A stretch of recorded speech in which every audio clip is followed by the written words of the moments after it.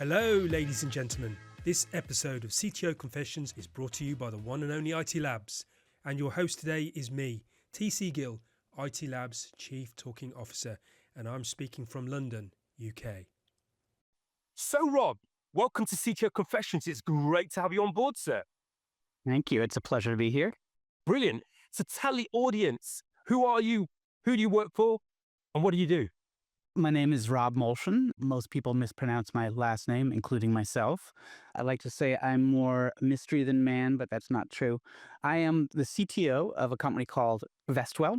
We are dedicated to help close the saving gap here in the US. As you know, a lot of people don't have enough money for their future, whether it's retirement or saving for education for their kids or what have you. So that is our mission, is to help people save. We started in the retirement space and have since expanded with all sorts of different vehicles. So it's a great mission to have, and it's a great company to be at.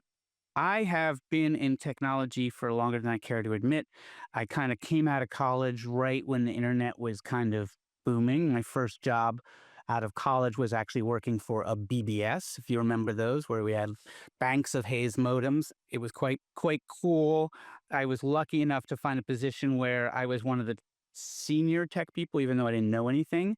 But that just meant that a lot of technology fell on me, whether it was doing all the billing, programming, or ultimately like shifting us to the internet and doing DNS and fun stuff like that. I really always wanted to be a programmer. So that's where I sort of started in the IT side with more of the sysadmin and did a lot of that. At one point I was an Oracle DB, but I always wanted to be a programmer. The truth was I'm not a very good programmer. I love the beauty of especially structured languages like Java is the one that I love. I love the whole idea of it when it came out. And unfortunately, I was one of those programmers that kind of has to write the whole thing before realizing it's wrong or it's not the right structure. So delete everything, start again. A lot of programmers were more efficient than that, conceive right off the bat that they've picked the wrong class structure or what have you and switch it. I couldn't do that. But what I was good at is helping organize how teams worked. And that kind of emerged very quickly, just when I was kind of what we would call a tech lead in one of my, maybe the third or fourth job. I really realized how inefficient we were at getting stuff done, and was like, we'd spend months putting together these big PRDs, that product requirement documents that no one wanted to read and took forever to build and were incomplete. And then that coincidentally was the same time sort of Scrum and Agile, all that stuff was coming out. I recognized that as something that would be more efficient, brought it into the team, started being very, I guess, vocal in terms of how we did all of our work. So it's like, okay, well, what is our process for QA? And I just get everyone in a room and just start writing down what they said. And that provided a framework for us to be really a lot more, I guess, efficient and effective. And people were a lot happier. And so I kind of found my calling there. And then from there, I went from being sort of the team lead to like the manager to the director, VP, what have you.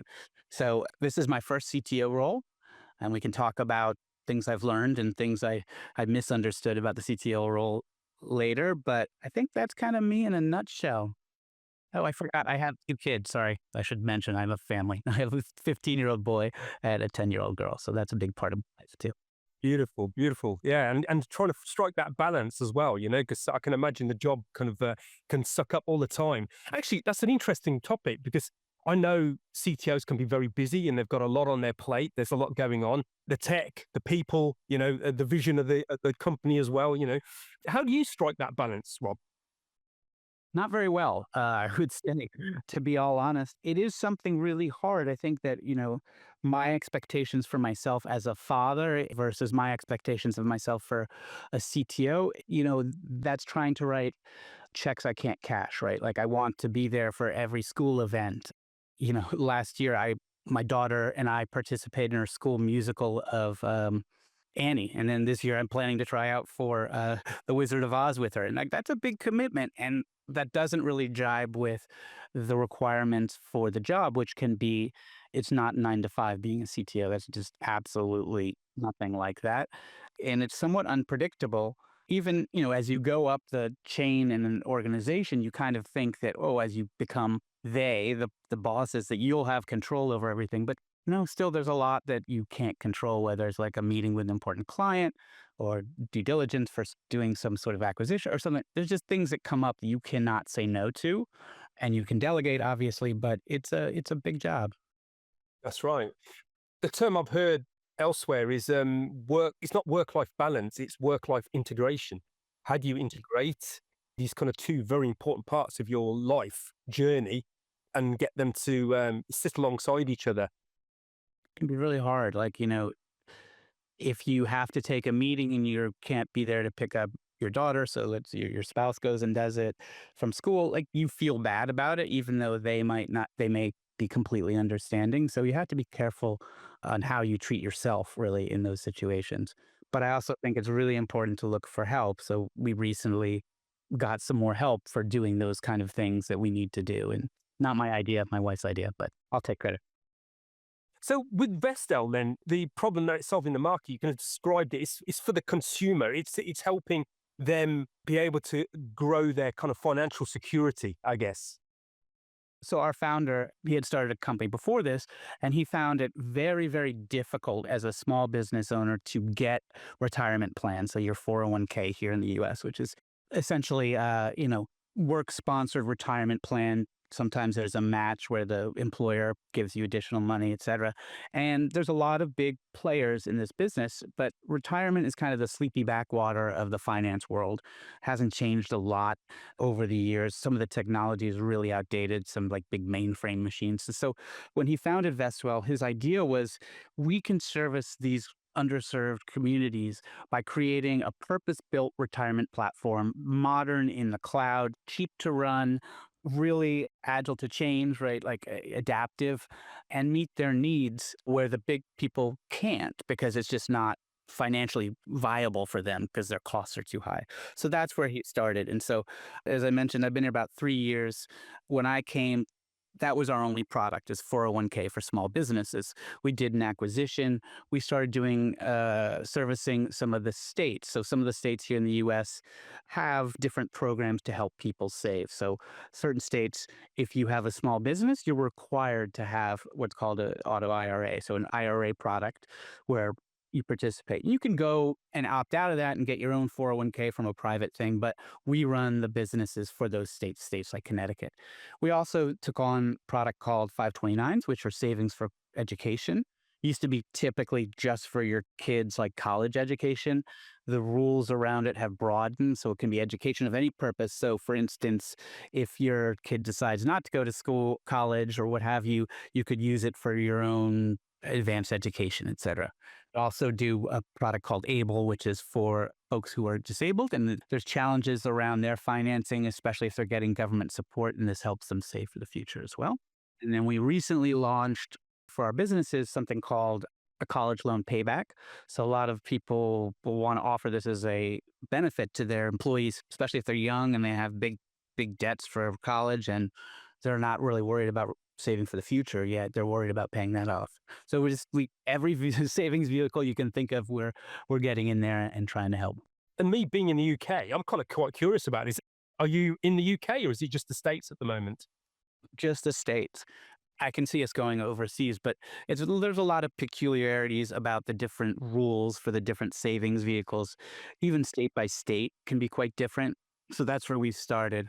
But we have, we're saving a lot of people a lot of money at this point and it's quite gratifying. Excellent. And this is what I love about tech. I mean, there are financial institutions out there, but I love the layer that you're kind of adding to the vehicles for, creating financial security and kind of making it easy. And from what you described here, the nuances between different states in the US have those requirements, and it kind of takes the pain out of understanding what they are, I guess. I think it makes an efficient platform that will service almost everyone. So, and the things I love about Vestwell is like the reason for being is technology improvement to reduce costs for this very important cause of saving money. So, you know, technology is at the heart of what we do. It's very important. So it's very important that we build a system that's inexpensive to run, that's efficient, that is, obviously we have to make sure all the dollars work out. So it has to be completely correct at all times. And it's an interesting challenge. Before this, I spent most of my career in ad tech, which is a very different field. So like advertising technology, making sure those ads appear on people's pages. So some stuff that when I go to dinner parties, people would quickly walk away from me because they don't want to hear about it. Oh, you know that thing you saw at Macy's and now it's following you around? I did that. You know, the thing that takes over your screen before you can watch your YouTube clip. I did that. That was interesting from a technology perspective if it was difficult to find friends at cocktail parties because of the scale, right? You're just dealing with billions upon billions of ad impressions per hour, per day. And it's just amazing the technology problems there. So that was very captivating to stay in there. So when I came to Vestwell, it was interesting for me because one, I'm going up a level. I've been a SVP or VP of engineering at a couple different companies. And now all of a sudden I'm the CTO, right? And I'm the CTO in a space that I don't know and understand very well. I'm not a retirement specialist. I hadn't been in fintech before.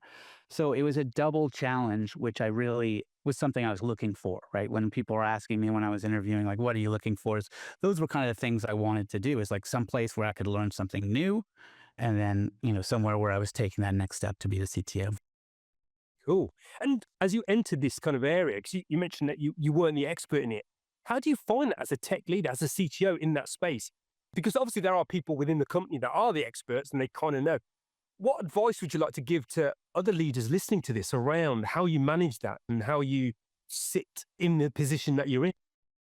I was sort of lucky in that there were some obvious things I could do in the technology area in terms of restructuring and organizing. So that's the kind of stuff that as a technical leader, you probably see at multiple different companies, and there's always going to be commonalities. But then the ability to weigh in on technology and how that should affect the roadmap was obviously kind of limited. I had to listen a lot. A lot of good experts here at the company. Head of product is amazing, head of sales is amazing. All these people really know the industry inside and out, as well as my boss, the CEO. And I just had to be a little bit humble. Like I had to, fight that new guy thing where you try to want to make suggestions and jump in. And, we were talking previously about the power of the question. So that was a lot of the things like, there'd be a problem they were trying out to. It's like, well, why is it this way? And then I could just get people talking that way. And I found that most helpful. But I don't think I realized what a deficit it was going to be at the very beginning. It's like, I'll figure that out. And even 3 years to this day, that's where ChatGPT and things like that are awesome because I'll hear some three-letter acronym and I'm like, I have no idea what, oh yeah, okay. Because it doesn't become second nature, all the terminology. And any industry has a ton of terminology and nuance that takes a while. So I had to purposely study it, and that's not where I want to be. And you've got to where you need to be, and you're doing well in that space. So it just shows, it demonstrates that you can get to a position of knowing and being able to lead. And also, you mentioned something very important there as a leader is to listen. I know we kind of hear it all the time, the art of listening, whatever.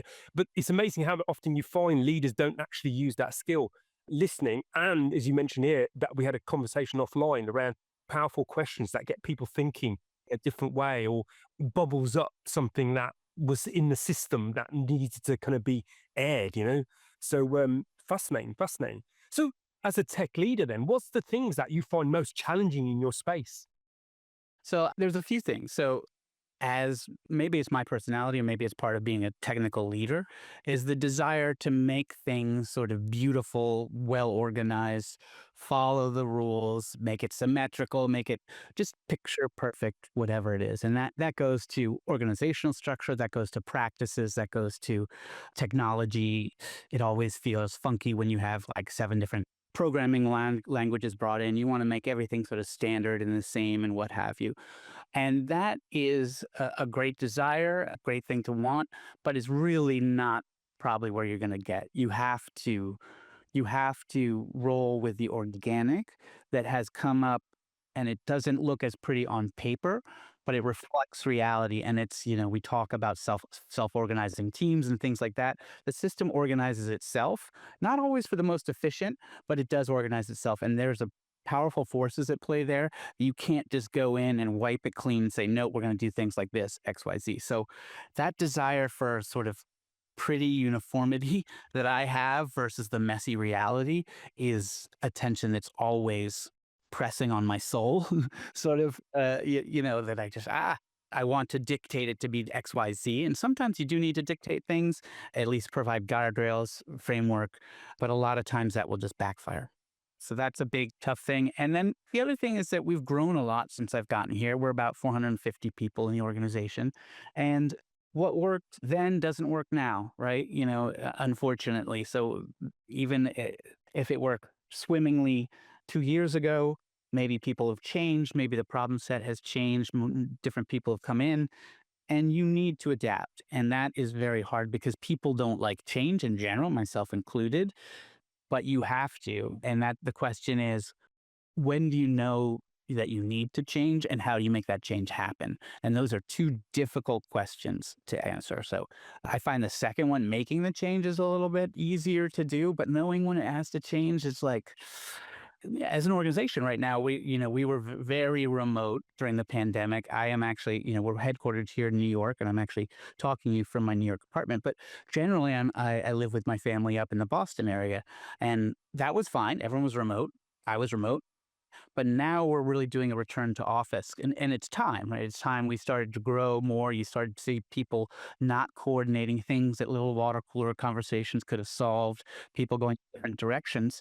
And so what I had been put in place for the last 3 years is changing now, and I have to adapt to it.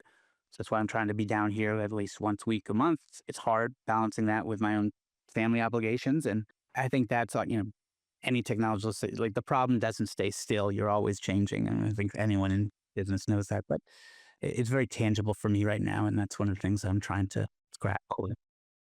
Yeah, it kind of speaks to it's not just agile in the way we do our work in the tech space. It's also being agile. I'm part of an organization called the Business Agility Institute. So we're looking at how organizations as a whole can be agile at that kind of like bigger scale. And you kind of mentioned a few things there. I just want to learn from you. Okay. So we are your audience here, on CTO Confessions can learn from you. So what are your tips around, getting order from chaos? Because, you spoke around creating these beautiful structures, yet the kind of system is kind of chaotic and does its own thing. What's the learning that you'd like to share here that you found works, or things that you've tried and adapted? I think having clear ownership, though it sounds simple, is something you really need to do. I've been in organizations where you have two in the box, for instance, like meaning two leaders of what have you. I think it's incredibly funny that that Trump in his new office of government efficiency has two leaders. It's like, wait a minute. So that was something that was very clear, where the structure, like there were multiple engineering orgs when I got here, and putting them together under one leader is really helpful. So whatever your organizing principles are, making sure it's clear and sort of logical, I think is very important, because then once you have sort of the accountability set up, you can let those organizations sort of drive themselves. But if they're set up immediately to be antithetical to each other, then no amount of self-organizing inside of them will do anything good. So I think that's an important thing. Getting the right people in those positions is really important too. That you have to quickly identify when you come into an organization who you think the leaders are going to be and make your bets there. It does not help to prolong it. This kind of, you got to make the decision and then go with it, cross the Rubicon.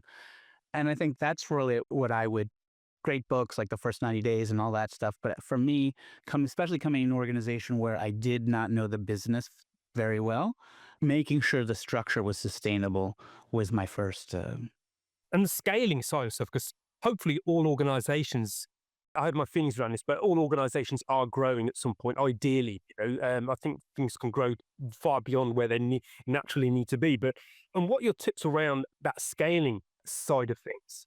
Yeah. So what I was just talking about is putting the leaders at the top, right? This is where you need to work when you're starting to scale. And if you really want to get a structure that's going to work, or an organization that's going to work, you have to figure out the people at the foundational level, and they're the ones who are going to carry you. So in our case, it was the tech lead. So each squad, we have a tech lead and a product manager. And we had about 13 squads right now, maybe 14 squads. And the squad structure had been in place before I got here, and it was sort of designed to be independent, which made sense, right? Like, okay, the tech lead and the product manager in this area that, let's say, where they were doing payroll ingestion, we integrates payrolls to make sure the deductions for your savings happen, et cetera, that they were able to go and execute.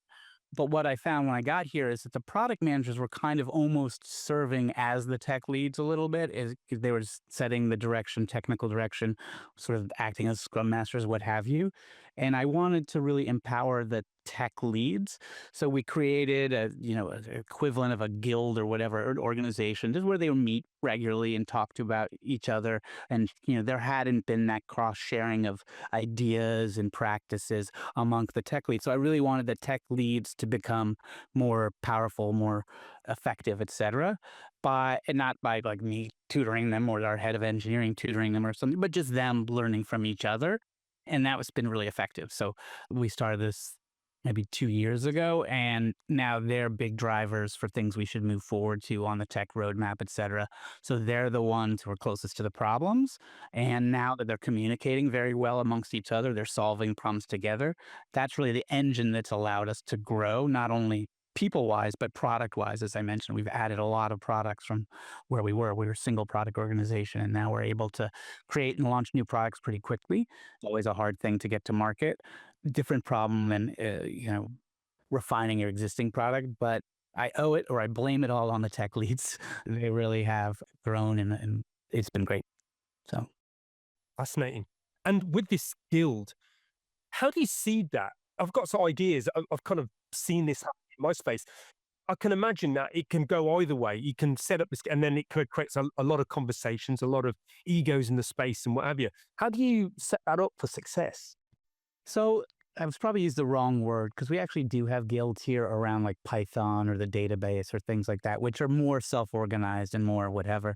This was really just, it started simply with sort of two things. One, created a Slack channel, private Slack channel, invited all the tech leads in, right?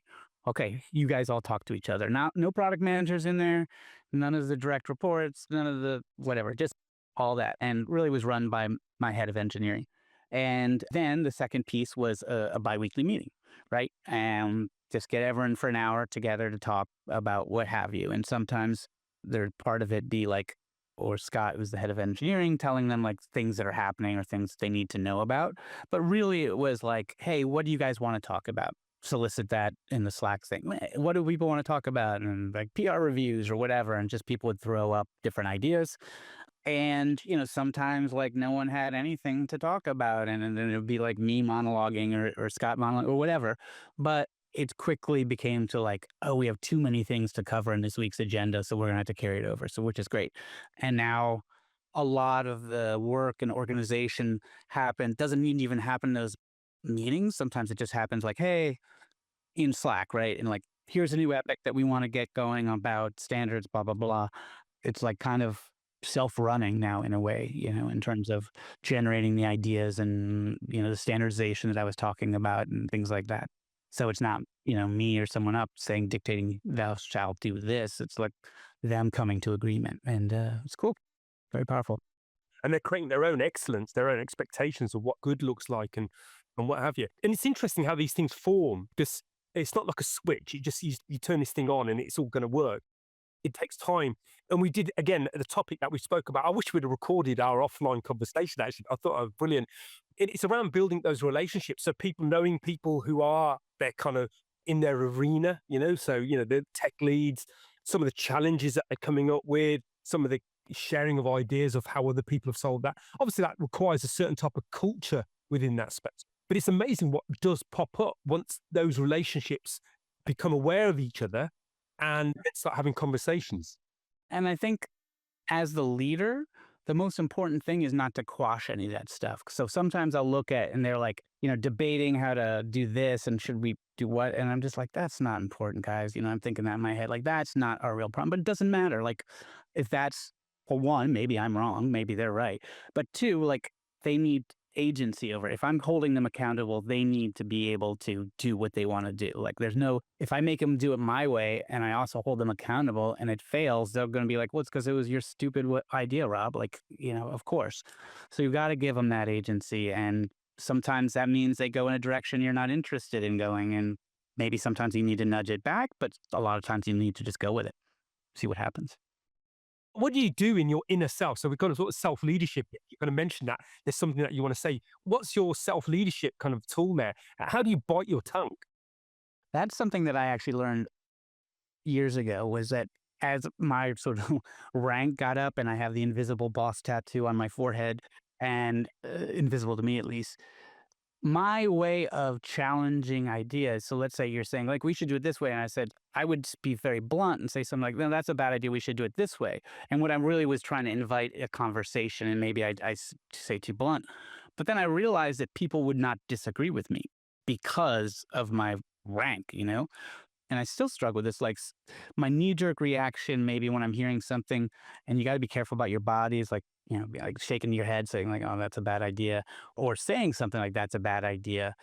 You gotta actually bite your tongue like that, like you said, and realize that any comment you make will be outweighed just because of your rank, even though, as you get higher in the organization, sometimes you get further from the problem. So your expertise is actually less than everyone else's. So again, going back to that, asking the question. So, asking why this is the great solution, or what about this, or what have you. So you're not directly challenging the idea or the thought, but rather seeking for that person to address an aspect of it that maybe they haven't thought about, that could maybe sway their approach or sway the importance of it overall, right? Good example. So I saw a ticket go through. We have a DevX team we just established, which is developer experience. The problem that we had was we had every squad was responsible for their own Jenkins pipeline. We use Jenkins for our build. And so though the Jenkins was kind of owned by our DevOps team, the pipelines were all controlled by and written by the squads themselves. So if there was ever a problem, like maybe we had an upgrade and something broke, et cetera, no one knew who to have fix it. We wanted DevOps to fix it. They wanted DevOps to fix it, but we have no idea what's written in here, and we couldn't do it. So we created this DevX team to kind of take that process over and centralize it, just to kind of reduce the cognitive load for the different squads. And I saw a ticket come through there, which was an idea where we spin up QA environments because we're all cloud-based whenever we need to for different squads for testing. And sometimes it's confusing as to seeing what versions on what. And so someone had written a ticket. I want to be able in Slack to see what's on machine, And so I asked the question, is there something particular why it needs to be in Slack? Is there something that, your workflow that you're doing? Because I was thinking, hey, we should just have a page, a web page or something where anyone can see it and no need to do a Slack command. And the person was like, yeah, you're right. I was actually thinking we should do a dashboard, and now they're changing their approach. But that was more effective than if I'd gone in and said, no, it should be a dashboard. Yeah, don't do this, and sort of poop on their idea. I think that's a wonderful approach. I'm smiling here because I think, again, the conversation we were having earlier on around the system figuring it out itself, you're just throwing the question in there, and they're able to then own that. So that's brilliant. I love that. That's brilliant. I want to step back again, back to yourself, Rob. Okay, what's your passion? What really drives you? I'm a very, very, very bad guitarist.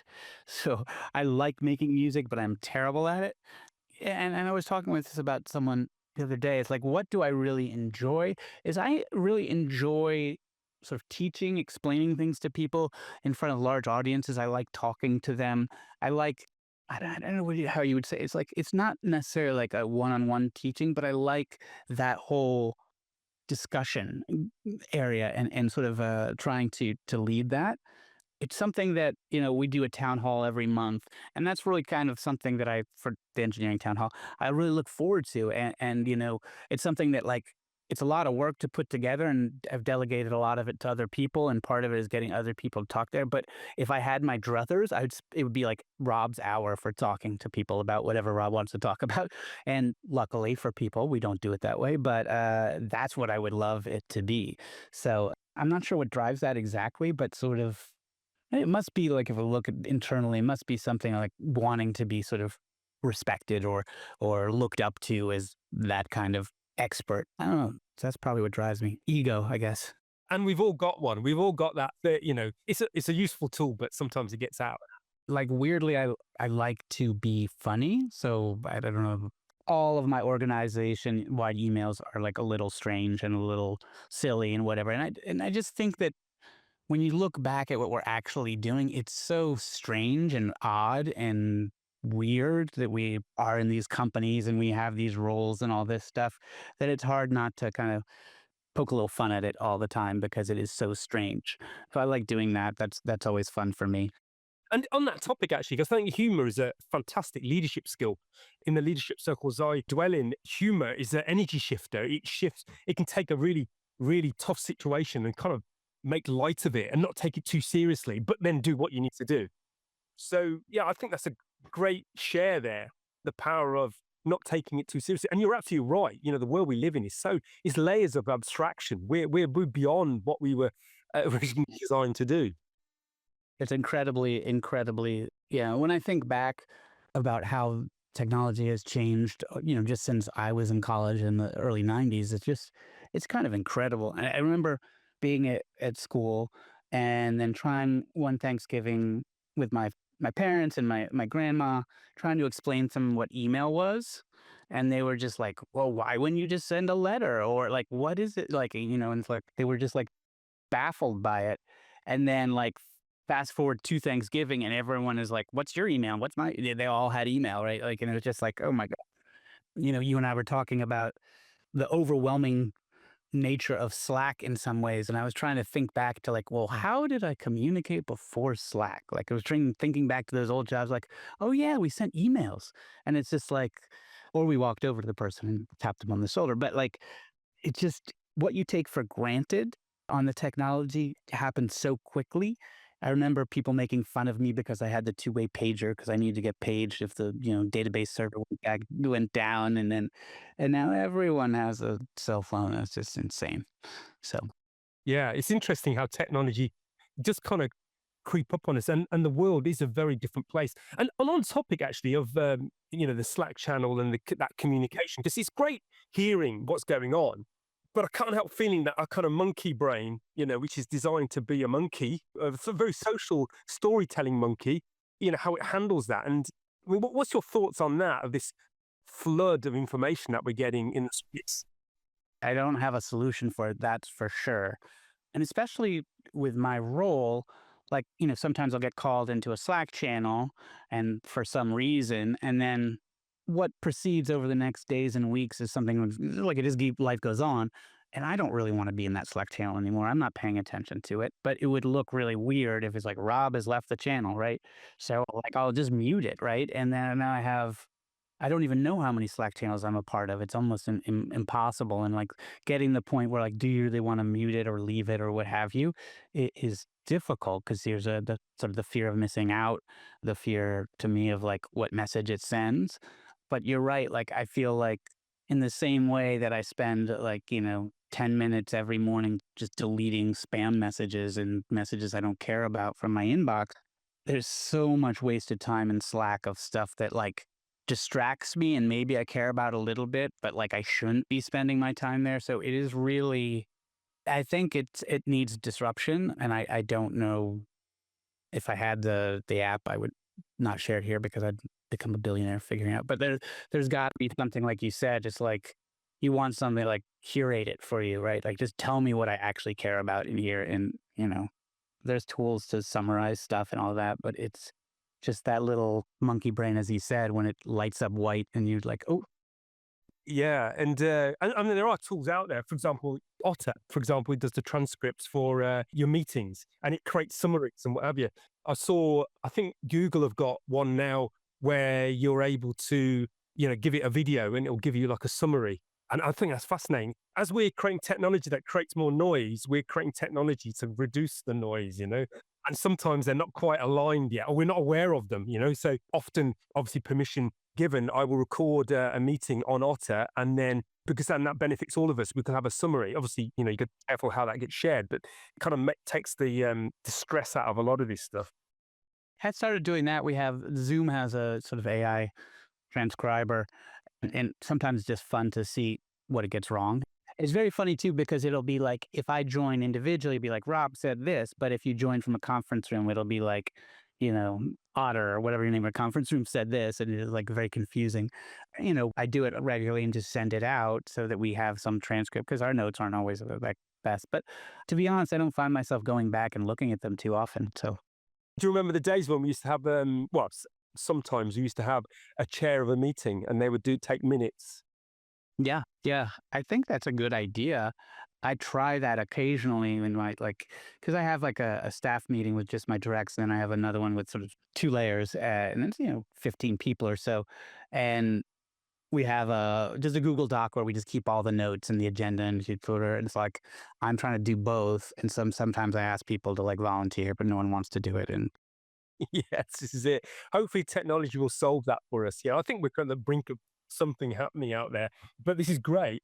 So Rob, as we come into the closing arc of our podcast together, I just want to ask some nice warm questions as we kind of bring this to a close. I mean, the first one is your journey. You kind of mentioned earlier on, you planned to be a developer and you kind of ended up migrating into these kind of like different layers of the organization. What tips would you give to any aspiring tech leaders out there based on your journey and any things that would make their journey easier? yeah, so I would say when you make that switch from hands-on technologist to a manager or engineering manager, whatever you call it, be very aware that you're going to lose something that you really probably cherish and love, which is the instant gratification of fixing code. So code is broken, it's broken, it's broken. It works, right? There's bugs and whatnot, but you don't have that in engineering management. Like the results are not that readily apparent, and so you kind of lose that joy of fixing something, right? And having that immediate feedback. So I think that's pretty important for you to know. Another thing is that your time will not be your own, right? So I remember one of the first things is when I was transitioning from a sort of a tech lead to director or what have you, and I was still on a squad. We were doing this ad tech product. I had written a lot of the reporting information. And so we're doing our daily scrum, which, what do you plan to do today? What did you do yesterday? What are your blockers? And every day for like a week, it was like, oh, I plan to rewrite the reporting thing for this feature, what have you. But, oh, I didn't get to it because whatever. And then eventually this woman on the team, Ying, she just said, I went through the daily scrum. I was like, I plan on doing the reporting thing today. And she's like, nope, you're not going to do it. I'm going to do it. She's like, you're never going to get to it. I'll just do it. And I was like, but I wrote it. It'll be fast or whatever. And she's like, no, you'll never do it. And, which was pretty cool for someone like I was their boss, right? Like, and she was just like, nope. And she was completely right. And like, with 2 days, she got it done. And I probably wouldn't have gotten to it because of calls with the CEO or whatever, whatever. So that was another thing is you got to learn to let go. And I know there's a lot of debate on technology leaders staying up to date with their technology and being hands-on versus not hands-on. But I really think that if you think of your leverage is not to be the best programmer in your company. Your leverage is to create an organization where the best programmers can thrive, where you can grow, et cetera. You're as CTO, like a lot of my work has to be less focused downward on my organization and focus side to side to my peers. And that's something I'm struggling with. Like that's harder to do than what I've known for years, which is engineering, et cetera. So how do you get, the head of marketing to understand that what you're putting forward and why you need to do this technical infrastructure thing instead of putting out this product? Those are hard conversations, but I think it actually is kind of the primary job of the CTO is to do that, is to represent your organization outside rather than totally, yes, you got to make sure that it's functioning well, but your job is to hire the people who are going to make sure it's functioning well. Great. I think on that point you make around that transition, I remember being a software engineer myself and an electronic engineer. There were unknowns. There was like a fog in front of us, using the agile analogy. There's a fog in front of us, but the fog was a little bit of a distance away. So there were kind of things you knew what you could do. And I think as you move into leadership, that fog kind of gets thicker and thicker. And you literally are leading in a space of unknowns. You just don't know what's going to happen. I've obviously got an idea of what you want to happen, but it's become less understandable and more challenging than that. And you're right. You don't know what the result's going to be. You can just have an intention as to what you want to have happen. Yeah. I think that's true, but I think that the odd part is you have to at least project downwards that you know what's coming up. Like, even though you have more uncertainty, you have to pretend you have more certainty because that's just going to create like if like Rob doesn't know what's going to happen, like that's not good, right? That doesn't seem like we're an organization that's going to thrive. So sometimes you just like have to pick your north star or your point where you think you're going to go, and you just be sure to adjust if that was wrong. So, That's a great point. You've got to have that North Star and communicate that to people so they feel that confidence, they feel that safety of something being known. So, yeah, it's an interesting conversation going on in my head around help leaders and people in organizations deal with these unknowns.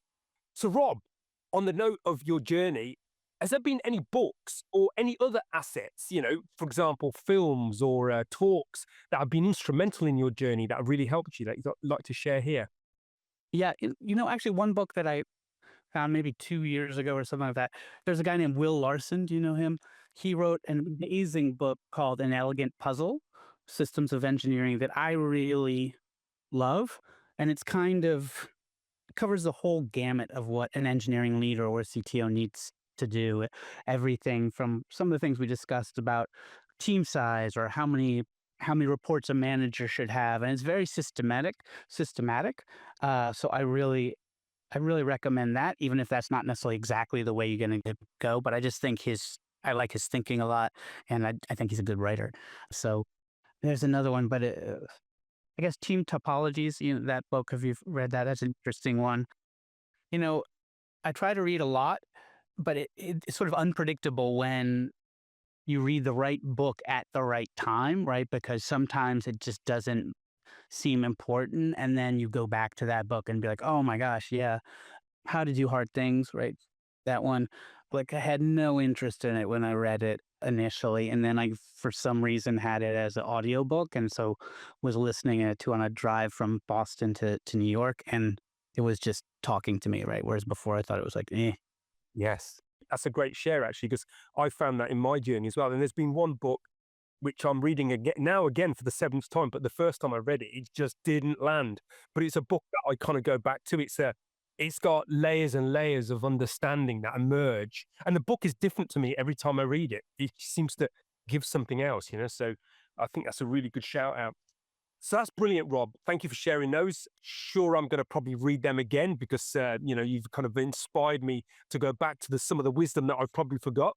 Here we go. I'm going to be a genie for a second. I'm going to be a tech genie, a very special genie. I want to offer you a wish. What would you wish for from the tech genie for your leadership, for your industry, for what matters to you in the world? It's a good question. I kind of have two answers, but I'll go with the one that's sort of more directly applicable to the business. And that is, so the notion of too much work in progress is something that we all talk about, and it's sort of foundational for lean and all that.